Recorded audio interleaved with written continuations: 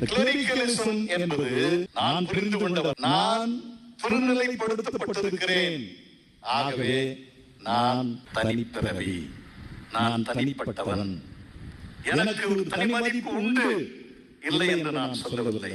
ஆனால் அந்த தனி மதிப்பு என்பது அடுத்தவர்களை மட்டம் தட்டுவதில் அல்ல, அடுத்தவர்களை தாழ்வாக பார்ப்பதில் அல்ல.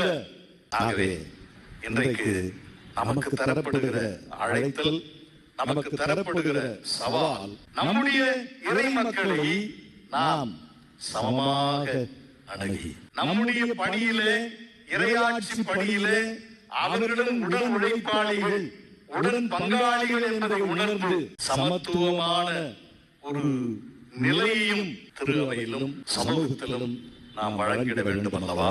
நாம் நிச்சயமாக வெளியே வந்தாக வேண்டும். Throw away கிளரிக்கலிசம்.